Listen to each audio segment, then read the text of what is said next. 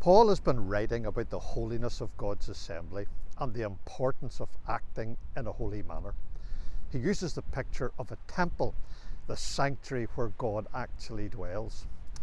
Now, there are many things that could undermine holiness in our lives, and one of them is pride, which Paul writes about in chapter 4. What will help us to avoid this? Paul tells us about the importance of being faithful in our service.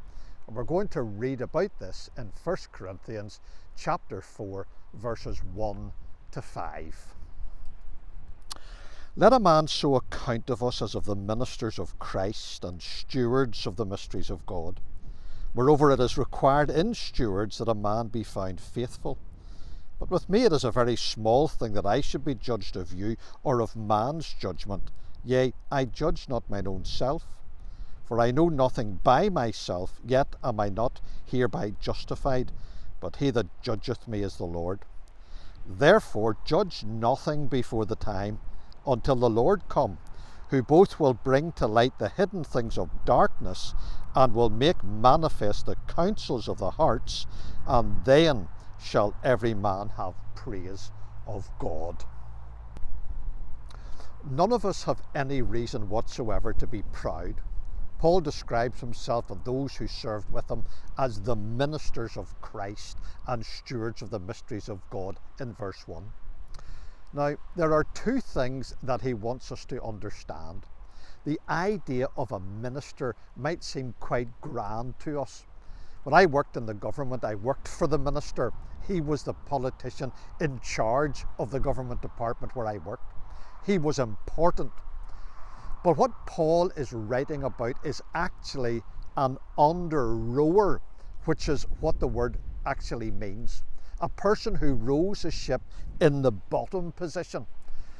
A very lowly position is the point that he's making.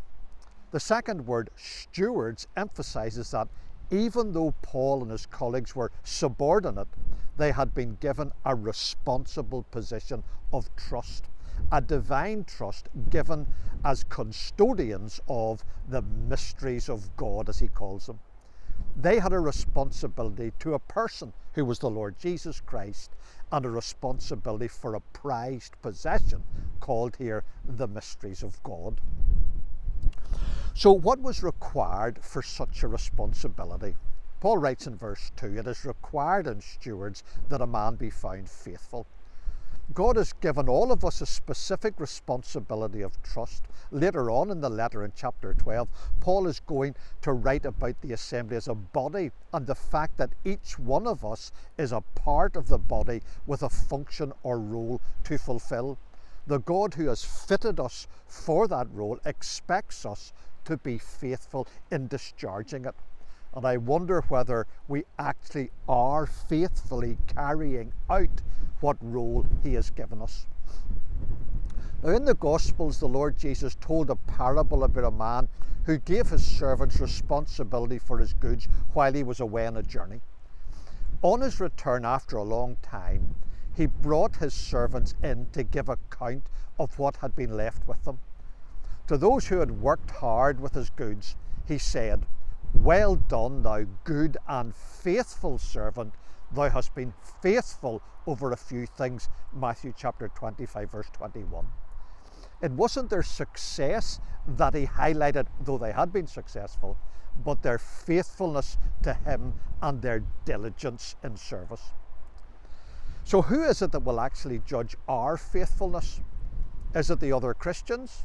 Is it even ourselves? Paul writes about being judged of you in verse 3 and of being judged of mine own self in verse 3. But he also shows that those assessments don't really matter. What matters is the Lord's assessment. He that judgeth me is the Lord, verse 4. It is the Lord who will assess our faithfulness, and he will not be misled by outward appearances, because he knows the true motivation of our hearts. Let us endeavour in our lives to be faithful to the Lord.